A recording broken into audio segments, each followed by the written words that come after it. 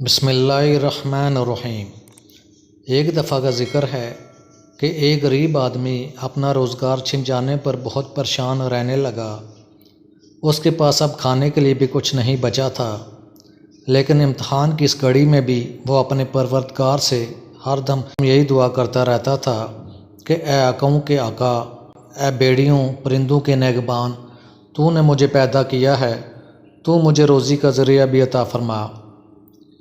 وہ آدمی ہر روز یہی دعا کرتا رہا، یہاں تک کہ کئی سال گزر گئے، مگر اس کے حالات میں کوئی بہتری نہ آئی۔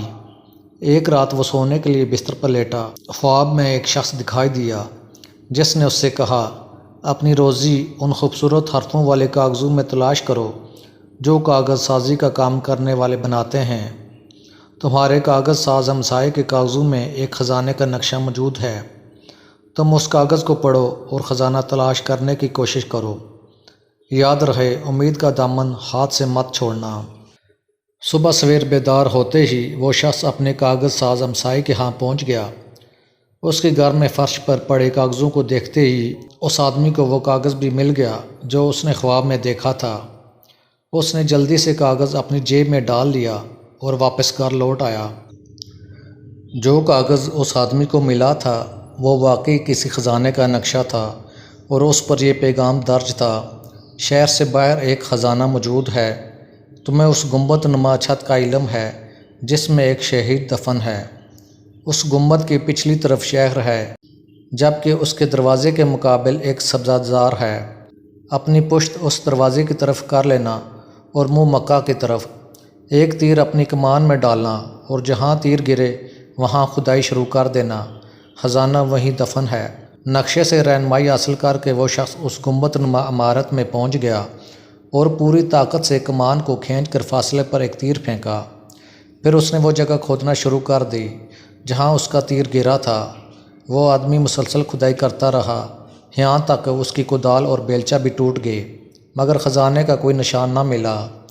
وہاں ناکامی کے بعد اس نے نشاندہی کی جانے والی جگہ کے ارد گرد بھی کھدائی کی، مگر کچھ حاصل نہ ہو سکا۔ لوگ اس آدمی کو بڑے تجسس سے دیکھ رہے تھے اور یہ خبر سارے شہر میں پھیل گئی تھی کہ فلاں شخص کو خزانے کا نقشہ مل گیا ہے۔ پھر یہ خبر بادشاہ کے کانوں تک بھی جا پہنچی۔ اب وہ آدمی ڈر رہا تھا کہ بادشاہ اسے نقصان نہ پہنچائے، چنانچہ وہ خود ہی بادشاہ کی خدمت میں حاضر ہوا اور نقشہ اس کے سامنے پیش کر دیا۔ اس نے بادشاہ کو بتایا، کئی مقامات پر کھدائی کرنے کے باوجود بھی وہ خزانہ حاصل کرنے میں ناکام رہا ہے۔ یہ سن کر بادشاہ نے ان مقامات کو پھر سے کھدوانا شروع کر دیا۔ نقشے پر موجود اس مقام سے جہاں گنبد نما عمارت موجود تھی، سینکڑوں تیر داغے گئے اور اتنی ہی جگہوں پر کھدائی کی گئی، لیکن کچھ حاصل نہ ہوا۔ بادشاہ نے سبزہ زار، صحرا اور پہاڑ تک کھدوا دیے، لیکن کچھ ہاتھ نہ آیا۔ چنانچہ ایک روز اس نے غصے میں آ کر خزانے کا نقشہ اس آدمی کے منہ پر دے مارا اور بولا، یہ نقشہ کسی بیکار آدمی کے قابل ہے، یہ ان لوگوں کا کام نہیں جن کے پاس کرنے کے لیے کوئی موضوع پیشہ ہو۔ آدمی نے واپس گھر لوٹ کر نہایت مایوسی کے عالم میں اپنا ہاتھ پھیلائے اور دیر تک دعا کی۔ اسے پیچھے سے آواز آئی، تمہیں ہدایت کی گئی تھی کہ اپنی کمان میں تیر رکھو، یہ نہیں کہا گیا تھا کہ اپنی پوری طاقت سے اسے کھینچو، جیسا کہ تم کرتے رہے ہو۔ جتنے آرام سے ہو سکے اتنے آرام سے تیر پھینکو تاکہ تیر تم سے دور نہ گرے۔ آدمی نے اس مرتبہ ویسے ہی کیا اور تیر دور نہ پھینکا۔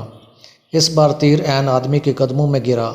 اس نے اپنے قدموں کے نیچے کھدائی شروع کی تو چند بیلچے مٹی ہٹانے پر ہی خزانہ اس کی آنکھوں کے سامنے تھا۔ آدمی خزانہ مل جانے پر بہت خوش ہوا اور خوشحال زندگی گزارنے لگا۔